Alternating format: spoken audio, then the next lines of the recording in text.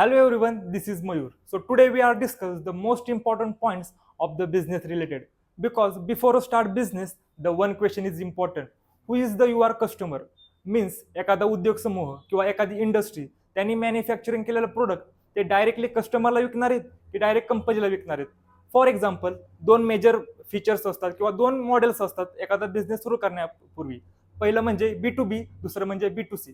ते दोन्ही पण आपण आज ह्या व्हिडिओमध्ये पाहणार आहोत. तर पहिला आहे बी to be. B to B म्हणजे काय? Business to business. एखाद्या बिझनेसने एखादी मशीन मॅन्युफॅक्चर केली आहे, तर ती मशीन ते डायरेक्टली कस्टमरला विकत नाहीत. ती मशीन एखाद्या उद्योग समूहाला विकतात. तर उद्योग समूह ते मशीन वापरून प्रोडक्शन घेत असते. त्याच मॉडेलला म्हणतात बी टू बी. तर ते फीचर्स आहेत बल्क ऑर्डर. म्हणजे बी टू बी मॉडेल्समध्ये खूप मोठे बल्क क्वांटिटीचे तुम्हाला ऑर्डर मिळत असतात आणि त्याची व्हॅल्यू खूप मोठी असते. म्हणजेच त्या प्रोडक्टची व्हॅल्यू खूप जास्त असते. त्यामध्ये लॉंग टर्म सायकल असते. लॉंग टर्म सायकल म्हणजे काय? एखादा प्रोडक्ट तयार करण्यासाठी खूप जास्त वेळ लागतो, त्यामुळे त्याची प्राइस पण जास्त असते. असे अजून रिलेशनशिप ट्रस्ट असतो, कारण बी टू बी मॉडेलमध्ये प्राइस खूप हाय असते. तर त्या प्राइस हाय असल्यामुळे कस्टमरचा किंवा त्या एखाद्या उद्योग समूहाचा त्या उद्योग समूहावरती ट्रस्ट खूप मोठा असतो. तर आपण ह्या बी टू बी मॉडेल्समध्ये काही एक्झाम्पल आहेत, काही कंपनी त्यामध्ये वर्क करतात ते पाहूयात.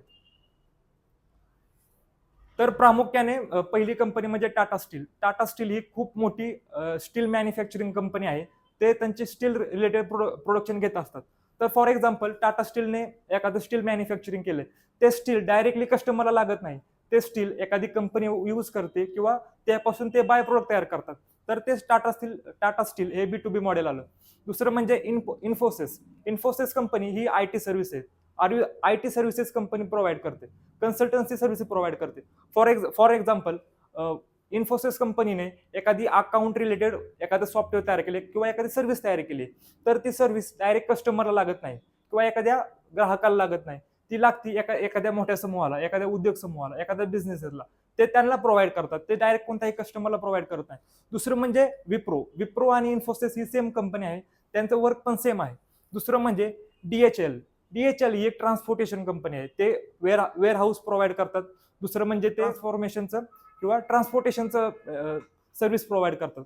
फॉर एक्झाम्पल एखाद्या उद्योगाला त्यांचा माल ए पॉईंट पासून बी पॉईंटला ट्रान्सपोर्ट करायचा आहे, तर ते ट्रान्सपोर्टेशन डीएचएल ही कंपनी करते. म्हणजेच जर तुमचा मोठा बल्क क्वांटिटी असेल, ती बल्क क्वांटिटी कोणाची असणार? एखाद्या मोठ्या कंपनीची असणार, ते कस्टमरची नसणार.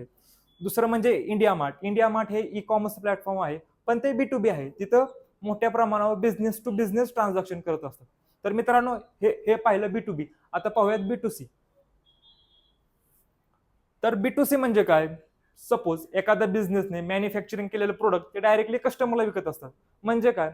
सपोज एखादा बिझनेस आहे, त्यांनी सपोज पेन मॅन्युफॅक्चरिंग केलाय. तो पेन डायरेक्टली एखाद्या बिझनेसला विकत नाही, तो एखाद्या कस्टमरला विकतो. तो झाला बी टू बी. तर त्यात काही पॉइंट्स आहेत. एक म्हणजे ग्रोसरी. ग्रोसरी म्हणजे काय? किराणा. तो किराणा एखाद्या एक मोठ्या इंडस्ट्रीला विकत नाही, ते कस्टमरला विकत असतात. दुसरं म्हणजे फूड डिलिव्हरी झालं किंवा ऑनलाईन शॉपिंग झालं. ह्या बी टू सी मॉडेलमध्ये येत असतात. त्यात काही फीचर्स आहेत. ब्रँडिंग आणि मार्केटिंग. ब्रँडिंग आणि मार्केटिंग म्हणजे काय? ते स्वतःच्या ओन स्ट्रॅटर्जी वापरून ते ब्रँडिंग किंवा मार्केटिंग करू शकतात. दुसरं म्हणजे लो प्राइस व्हॅल्यू असते, त्या प्रोडक्टची व्हॅल्यू कमी प्रमाणात असते. आपण बी टू बी म्हणजे पाहिलं, बी टू बीच्या मोठमोठ्या ऑर्डर असतात, त्यामुळे त्यांची व्हॅल्यू पण हाय असते. तसं बी टू सी मध्ये प्रोडक्टची व्हॅल्यू कमी असते किंवा व्हॅल्यू म्हणजे त्याची प्राइस कमी असते. तर त्यामध्ये फास्ट डिसिजन घेता येतात आपल्याला. त्यामध्ये लवकर डिसिजन घ्यावं लागतात, कारण कस्टमरची रिक्वायरमेंट ही काळानुसार बदलत राहते. त्यामुळे त्यांना जी गोष्ट पाहिजे, त्यांची रिक्वायरमेंट आहे ती फुलफिलमेंट करावी लागते. दुसरं म्हणजे आपल्याला त्याच गोष्टीमध्ये इनोव्हेशन करता येतं. नवीन नवीन गोष्टी त्यात ट्राय करून ते मार्केटमध्ये सेल करतात. ते आहे बी टू सी. तर त्याचे पण काही मार्केटमध्ये एक्झाम्पल आहेत. काही कंपन्या वर्क करतात, ते पण पाहूयात. तर त्यामध्ये अमेझॉन ही ई कॉमर्स कंपनी आहे. ती बी टू सी प्रोव्हाइड करते. फॉर एक्झाम्पल अमेझॉनवरती अनेक प्रोडक्ट त्यावरती लिस्ट आहेत. फॉर एक्झाम्पल ते खरेदी कोण करणार आहे? एखादा कस्टमर खरेदी करणार आहे. ते डायरेक्टली एखादा उद्योग समूह किंवा कंपनी, एखादा बिझनेस खरेदी करणार नाही. ते खरेदी कोण करणार? एखादा कस्टमर खरेदी करणार. दुसरं म्हणजे फ्लिपकार्ट. फ्लिपकार्ट पण ॲज इट इज अमेझॉन सारखीच ई कॉमर्स कंपनी आहे. ती पण डायरेक्टली कस्टमरला सेल करते. दुसरं म्हणजे आपण इंडियन फूडमध्ये स्विगी आणि झोमॅटो हे एक बी टू सी मॉडेल आहे. B2C मॉडेल म्हणजे काय? झोमॅटो एक कंपनी आहे, ते तिथं फूड फूड तयार करतात किंवा फूड फूड प्रोडक्ट तयार करतात. ते काय व्हॉट एव्हर काय असू शकतं. ते डायरेक्टली एखाद्या कस्टमरला विकतात. ते कोणत्या इंडस्ट्रीला कंपनीला विकत नाही. ते एखाद्या कस्टमरला विकत असतात. दुसरं म्हणजे जिओ मार्ट, ते पण एक ग्रोसरी स्टोअर आहे. त्या ग्रोसरी स्टोअरमध्ये मोस्टली जे कस्टमर येत असतात, कोणताही बिझनेस येत नाही. तर मित्रांनो, आज आपण 2 मेजर पॉइंट पाहिले किंवा मॉडेल पाहिले. बिझनेस स्टार्ट करण्याऐवजी ते खूप महत्त्वाचं असतं. कारण जर आपल्याला समजलं आपला कस्टमर कोण आहे, तर आपण जास्त स्केल करू शकतो. आपला बिझनेस एक्सपांड करू शकतो. हे खूप महत्त्वाचं असतं. तर आपण आज हे पाहिलं 2 मॉडेल्स. मोस्टली द बिझनेस ह्या 2 मॉडेलमध्ये काम करतात. तर मित्रांनो, थँक यू. भेटू आपण नेक्स्ट व्हिडिओमध्ये.